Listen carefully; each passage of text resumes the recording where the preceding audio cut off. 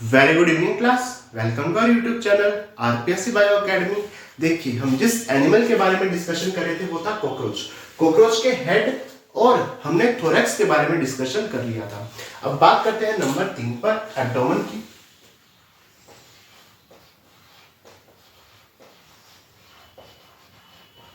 अगर मैं एब्डोमेन की बात करूं तो हम जानते हैं कि एब्डोमेन में 10 सेगमेंट्स पाए जाते हैं। कितने सेगमेंट्स होते हैं?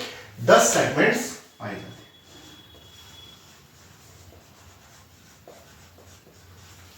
ठीक, अगर मैं आगे बात करूं,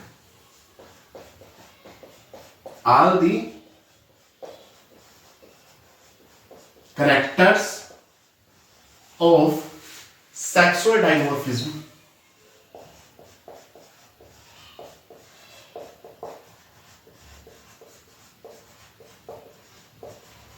are the characters of sexual dimorphism in cockroach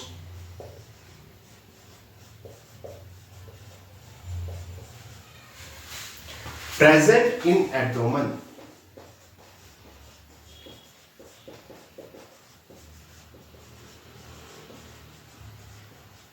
देखो, सेक्सुअल डायमोर्फिज्म। सेक्सुअल डायमोर्फिज्म क्या है? ऐसे कैरेक्टर्स, अगर मैं किसी भी एनिमल को ले लूं और उसकी केवल आउटर स्ट्रक्चर या मोर्फोलॉजी की स्टडी करूं और मैं मोर्फोलॉजी की स्टडी करके ये बता दूं कि इसमें मेल कौन सा है और फीमेल कौन सा है, वो कहलाता है सेक्सुअल डायमोर्फिज्म। आप केवल बाहरी संरचना से या यूं कहूं तो मोर्फोलॉजी से ये बता पाओ कि इसमें मेल और फीमेल कौन सा है, ठीक है, उसे सेक्सुअल डायमोर्फिज्म कहते हैं। और जो भी सेक्सुअल डायमोर्फिज्म के कैरेक्टर्स हैं, सभी कैरेक्टर्स, ऑल द कैरेक्टर्स किसमें? कॉकरोच में। कहां पाए जाते हैं? एब्डोमेन में पाए जाते हैं। कहां पाए जाते हैं? एब्डोमेन में। यानी केवल एब्डोमेन को देखकर आप पहचान कर लोगे कि कॉकरोच में ये मेल कॉकरोच है या फीमेल कॉकरोच है, ठीक है। तो सेक्सुअल डायमोर्फिज्म के जितने भी कैरेक्टरिस्टिक्स हैं, ठीक है, वो कहां पाए जाते हैं? कॉकरोच की एब्डोमेन में पाए जाते हैं। हमारी बात हो चुकी है कि कॉकरोच में काइटिन की प्लेट्स पाई जाती है। काइटिन की प्लेट पाई जाती है, जिन्हें स्क्लेराइड्स बोला था। क्या बोला था?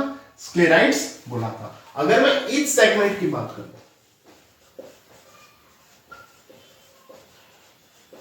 ईच सेगमेंट में 4 स्क्लेराइड्स या 4 काइटिन की प्लेट पाई जाती है।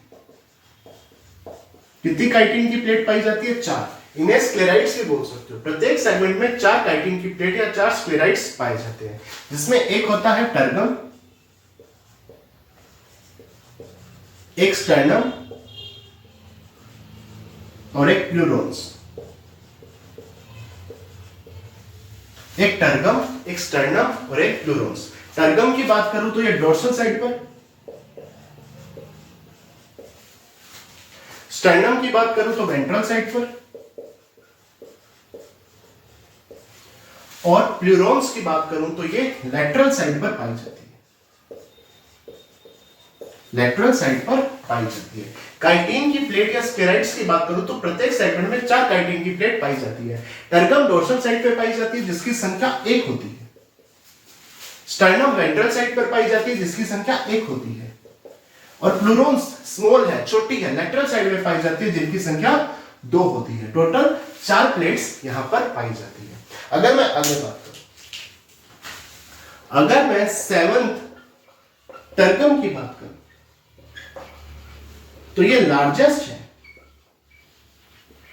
क्या है? Largest in male and female.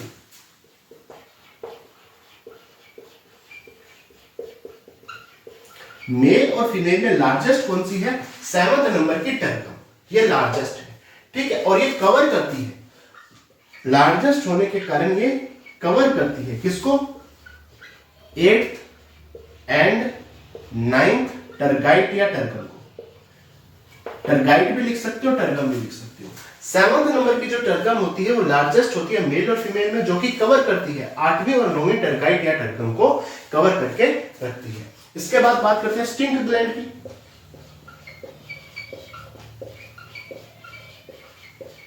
Stink gland की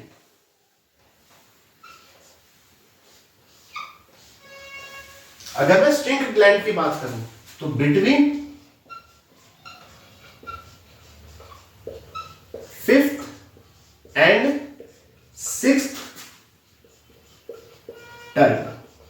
पांचवी और छठी टर्गम के बीच में पाई जाती है। कौन सी ग्लैंड है? Stink gland. Between fifth and sixth tergum, पांचवी और छठी टर्गम के बीच में पाई जाती है। इसके सिक्रेशन से स्मेल आती है। इसके सिक्रेशन से स्मेल आती है। इसके सिक्रेशन से स्मेल आती है, जिस कारण से जो भी इसका एनिमीज है वो इससे दूर भागता है। जो भी इसका एनिमीज है वो रिपेल करता है। रिपेल करती है किसको? एनिमीज को। इसका सिक्रेशन किसको रिपेल करता है? एनिमीज। जो इसके दुश्मन है उसको प्रतिकर्षित करता है, उसको दूर भगाने का काम करता है। कौन सी आ गई? Stink gland. अब आगे बात करते हैं।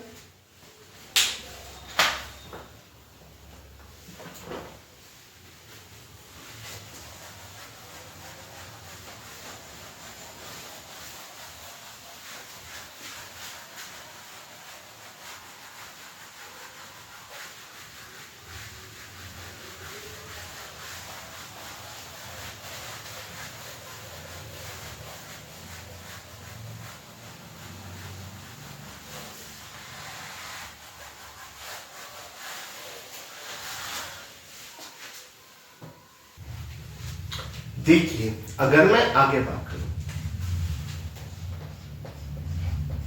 10वें टर्गम की, अगर मैं 10th टर्गम की बात करूं तो यह बाउल शेप होगा।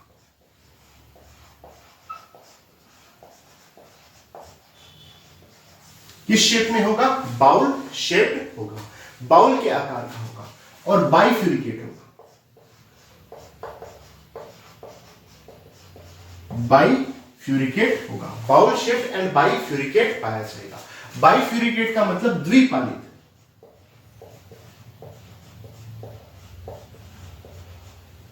दो पालियों में आगे जाकर ये डिवाइड हो जाएगा।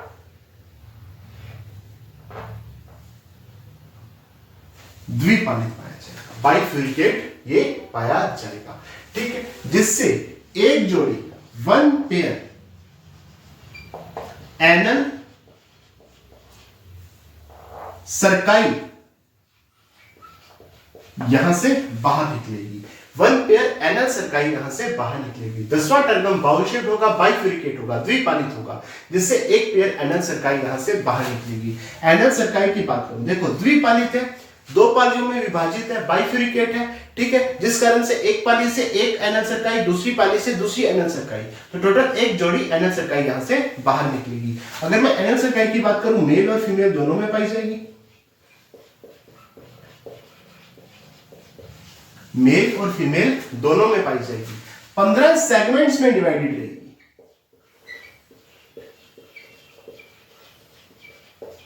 कितने सेगमेंट्स पाए जाएंगे? 15 सेगमेंट्स में डिवाइड रहेगी। मेल और फीमेल दोनों में पाई जाएगी। और अगर मैं आगे बात करूं तो ये मेन साउंड रिसेप्टर है। मेन साउंड रिसेप्टर है। जो भी साउंड होगी, ठीक है, उसको ये क्या करेगा? ग्रहण करेगा। उस साउंड को क्या करेगा? रिसेप्ट करने का काम करेगा। तो ये मेन साउंड रिसेप्टर है, जो मेल और फीमेल दोनों में पाया जाता है। 15 सेगमेंट्स में डिवाइडेड रहता है। और कौन से सेगमेंट में पाया जाता है? तो 10वें टर्गम में ये पाया जाता है, जो कि बाउल शेप और बाइफ्यूरिकेट है। ठीक है, इसके बाद अगर मैं आगे बात करूं, देखो हमने बात की थी कि प्रत्येक सेगमेंट में 4 काइटिन की प्लेट पाई जाती है। एक होगी टर्गम, एक होगी स्टर्नम और 2 होगी प्लूरोन्स। हमने बात की है टर्गम की। अब बात करते हैं स्टर्नम की। अगर मैं स्टर्नम की बात करूं तो मेल में 9 स्टर्नम आपको स्पष्ट देखने को मिलेगी, जबकि फीमेल में 7 स्टर्नम आपको देखने को स्पष्ट रूप से आप इसे देख सकते हो। मेल में 9 स्टर्नम, जबकि फीमेल में 7 स्टर्नम को आप यहां पर देख सकते हो। अगर मैं मेल में 9 स्टर्नम की बात करूं तो मेल के जो 9 स्टर्नम होगा वहां से एनल स्टाइल्स आपको देखने को मिलेगी। क्या देखने को मिलेगी? Anal styles. कितनी होगी? 1 पेयर, एक जोड़ी। मेल के 9 स्टर्नम में एनल स्टाइल्स पाई जाएगी, एक जोड़ी, केवल मेल में पाई जाएगी। केवल मेल में पाई जाएगी, नॉन सेगमेंटेड होगी। एनल स्टाइल कैसी होगी? Non segmented.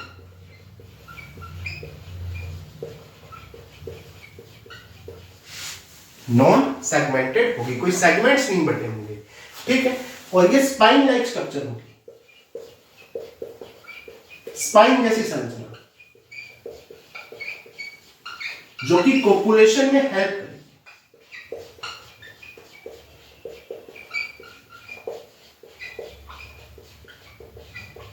हेल्प किसमें करेगी? कोपुलेशन में हेल्प करेगी। स्टेर्नम की बात करूं, मेल में 9 स्टेर्नम जबकि फीमेल में 7 स्टेर्नम आप स्पष्ट रूप से देख सकते हो।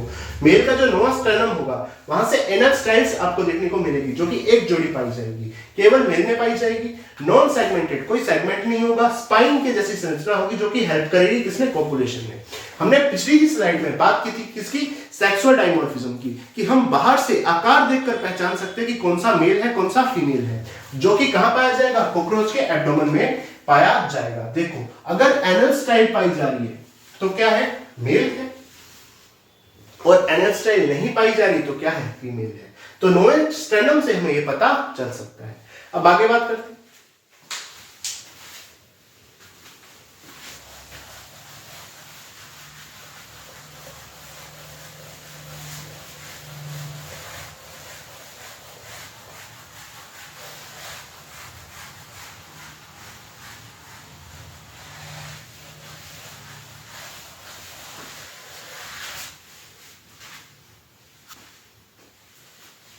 देखिए, अगर मैं फीमेल की बात करूं,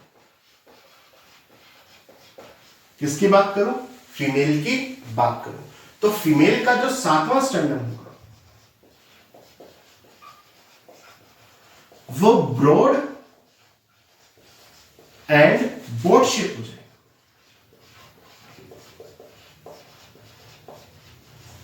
ब्रॉड हो जाएगा, बड़ा हो जाएगा और बोट के शेप का हो जाएगा। इसके जो फ्री एंड होंगे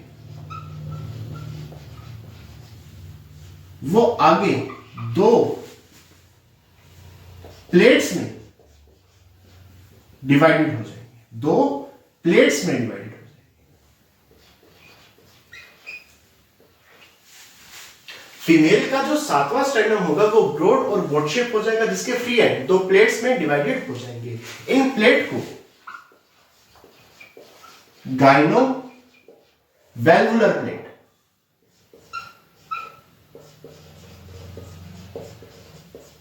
गाइनो वैल्वुलर प्लेट कहेंगे या एपिकल लोब कहेंगे।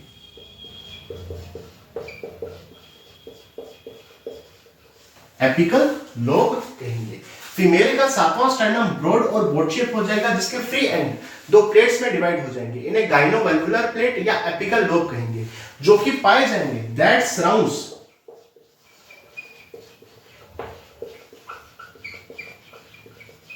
इसके चारों तरफ पाए जाएंगे उथिकल पोर के।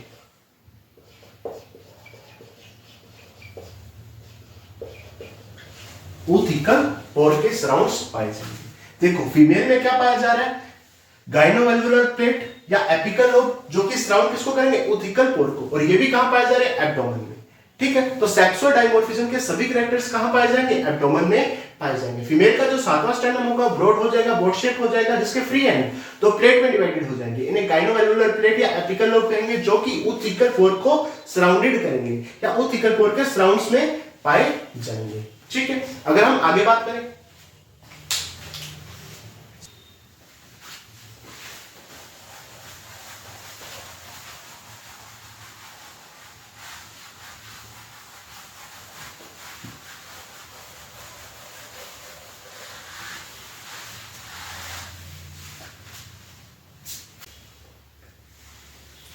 देखिए, अब हम आगे बात करते हैं कॉकरोच के बॉडी होल की।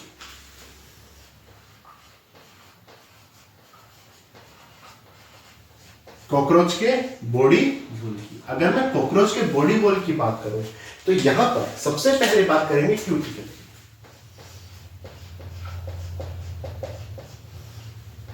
क्यूटिकल बेसिकली एक्सोस्केलेटन बनाती है।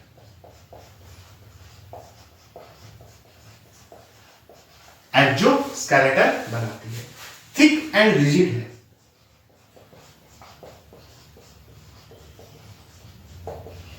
थिक है और रिजिड है, जो कि काइटिन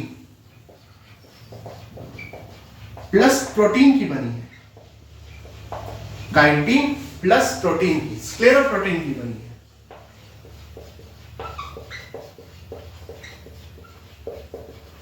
कौन सी प्रोटीन? स्क्लेरोप्रोटीन, काइटिन प्लस स्क्लेरोप्रोटीन की बनी है, थिक है, रिजिड है, एक्सोस्केलेटन बनाती है।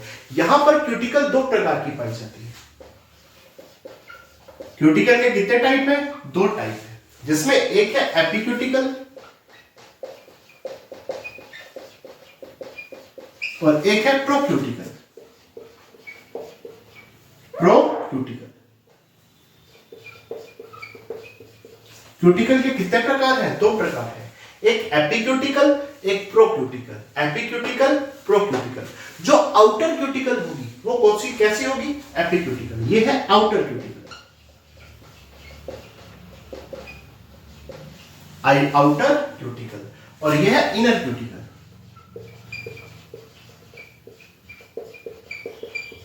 Inner cuticle.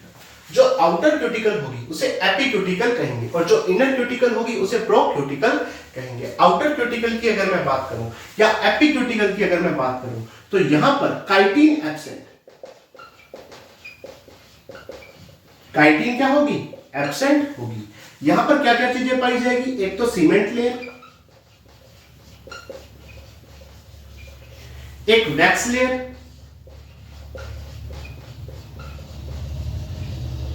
एक पॉलीफिनोल,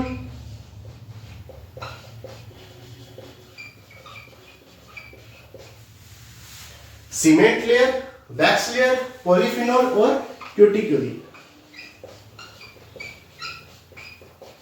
क्यूटिक्यूलिन।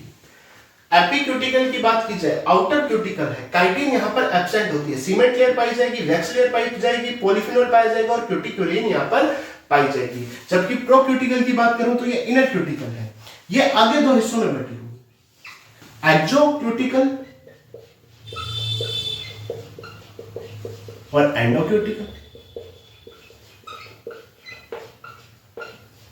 एक्सोक्यूटिकल और एंडोक्यूटिकल, तो ये आ गई क्यूटिकल।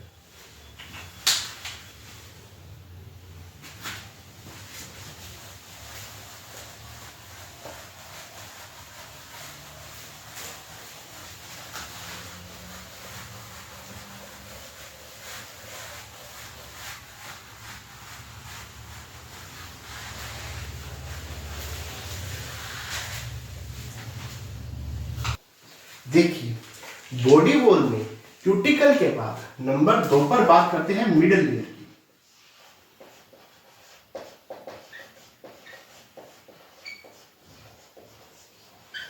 किसकी? मिडल लेयर की, जिसे हाइपोडर्मिस या एपिडर्मिस बोल सकते हैं। हाइपोडर्मिस या एपिडर्मिस कह सकते हैं। कई जगह पे हाइपोडर्मिस दे रखा है, कई जगह पर एपिडर्मिस भी देख रखा है, तो अपने दोनों लिख लेते हैं। हाइपोडर्मिस या एपिडर्मिस कह सकते हैं। ये आगे मिडल लेयर। अगर मैं मिडल लेयर की आगे बात करूं तो ये कोलुमनर एपिथेलियम की बनी होगी।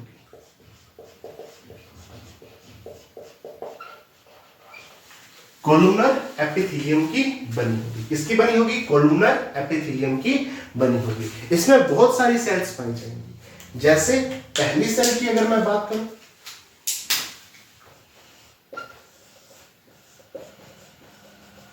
Dermal gland cell. Dermal gland cell. अगर मैं डर्मल ग्लैंड सेल की बात करूं तो बेसिकली ये क्या करेगी? न्यू क्यूटिकल का सिक्रेशन करेगी।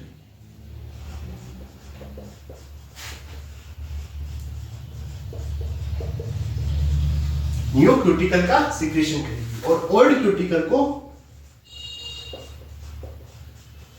रिमूव करेगी। न्यू क्यूटिकल का सिक्रेशन करेगी जबकि ओल्ड क्यूटिकल को ये रिमूव करेगी। बेसिकली ये मोल्टिंग के समय काम करेगी। निर्वोचन या मोल्टिंग के समय काम करेगी। मोल्टिंग के समय ये न्यू क्यूटिकल का तो सिक्रेशन करेगी, जबकि ओल्ड क्यूटिकल को ये रिमूव करेगी। अगर क्वेश्चन आ जाए कि क्यूटिकल का सिक्रेशन करने वाली सेल कौन सी है, तो डर्मल ग्लैंड सेल है। अगर मैं आगे बात करूं तो बेसिकली काइटिनेज एंड प्रोटीनेज, क्यों? क्यूटिकल काइटिन और प्रोटीन की तो बनी थी। काइटिनेज और प्रोटीनेज एंजाइम का सिक्रेशन करेगी।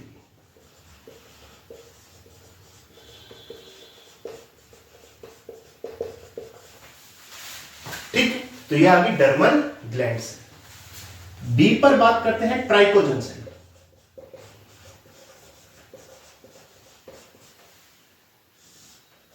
ट्राइकोजन सेल की, अगर ट्राइकोजन सेल की बात करूं, इलोंगेटेड सेल है। कैसी सेल है? इलोंगेटेड सेल है। ये क्या काम करेगी? ट्राइकोजन सेल जो कि इलोंगेटेड सेल है, ये सेंसरी सीटी का फॉर्मेशन करेगी। सेंसरी सीटी का फॉर्मेशन। दूसरी सेल कौन सी है? ट्राइकोजन सेल, इलोंगेटेड सेल है, सेंसरी सीटी का फॉर्मेशन करती है। नंबर सी पर टोरमोजन सेल या टारमोजन सेल भी इसे बोलते हैं। Tormogen cell,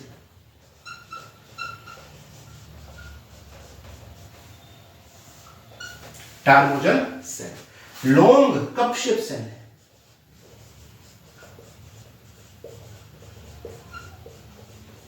long cup shape cell है। यह सीटी के नीचे मेम्ब्रेन का सिंथेसिस करेगी। सेंसरी सीटी के नीचे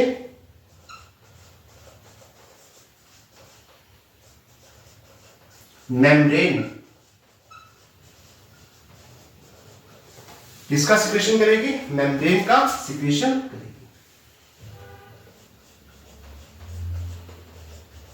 या मेम्ब्रेन का फॉर्मेशन करेगी, लचीली मेम्ब्रेन का फॉर्मेशन करेगी।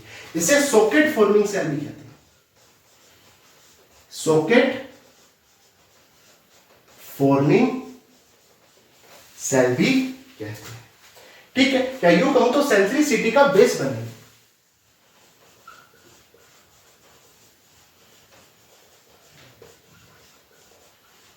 सेंसरी सीटी का बेस बनेगी। डर्मल ग्लैंड सेल मोल्डिंग में सहायक है। न्यू क्यूटिकल का सिक्रेशन करेगी, ओल्ड क्यूटिकल को रिमूव करेगी, काइटिनेज और प्रोटीनेज एंजाइम का सिक्रेशन करेगी। दूसरी आ गई ट्राइकोजन सेल, इलोंगेटेड सेल है। कैसी सेल है? इलोंगेटेड सेल है, सेंसरी सीटी का फॉर्मेशन करेगी। तीसरी आ गई टोरमोजन सेल या टारमोजन सेल, लॉन्ग है, कप शेप सेल है, जो कि सेंसरी सीटी के नीचे मेम्ब्रेन बनाती है या सेंसरी सीटी का बेस बनाती है। इसे सॉकेट फॉर्मिंग सेल भी कहते हैं। अब आगे बात करते हैं।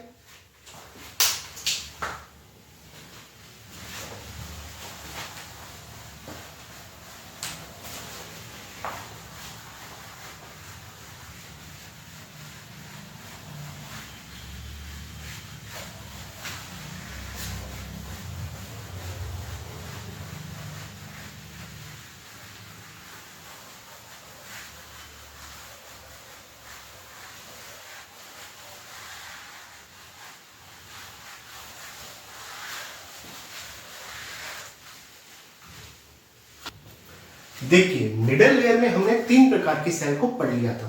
अब बात करते हैं चौथे प्रकार की cell.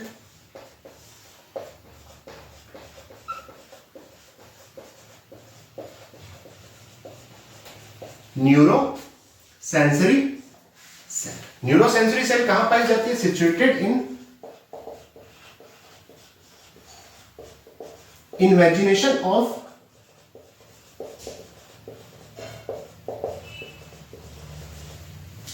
situated in imagination of tormogen cell. Tormogen cell के अंदर जो अंतर्वलन है, वहां पर न्यूरोसेंसरी सेल पाई जाती है। न्यूरोसेंसरी सेल कहां पाई जाती है? जो टारमोजन सेल का इमेजिनेशन है, अंतर्वलन है, वहां पर पाई जाती है। यूं कहूं तो टारमोजन सेल के अंदर पाई जाती है। ठीक है, न्यूरोसेंसरी सेल का एक एंड सीटी के साथ अटैच, जबकि दूसरा एंड किसके साथ अटैच रहता है? नर्व के साथ। न्यूरो सेंसरी सेल का एक सिरा तो सिटी के साथ अटैच रहता है जबकि दूसरा सिरा नर्व के साथ अटैच रहता है। अगर मैं आगे बात करूं trichogen cell plus tormogen cell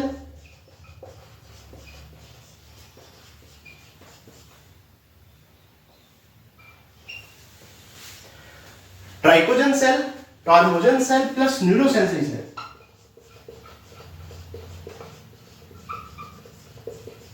ये तीनों मिलकर सेंसरी यूनिट बनाती है।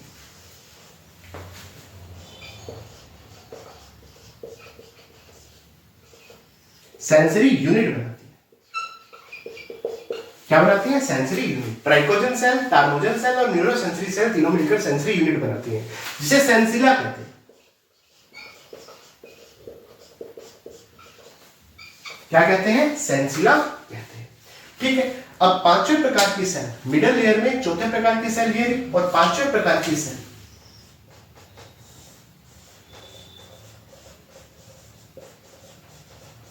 ओइनोसाइट सेल पाई जाती है, जो कि क्यूटिकल में वैक्स का सिक्रीशन करती है।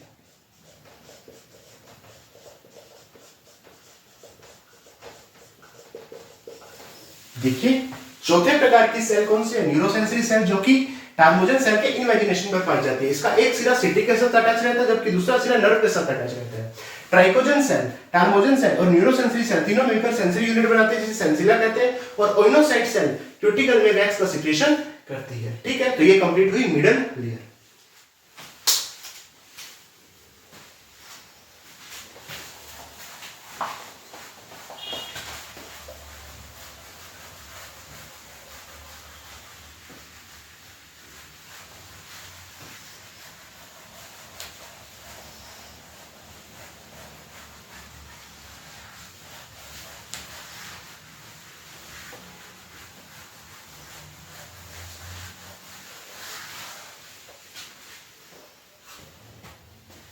देखिए, मिडल लेयर के बाद अब नंबर 3 पर बात करते हैं इनर मोस्ट लेयर की, जिसे बेसमेंट लेयर कहते हैं।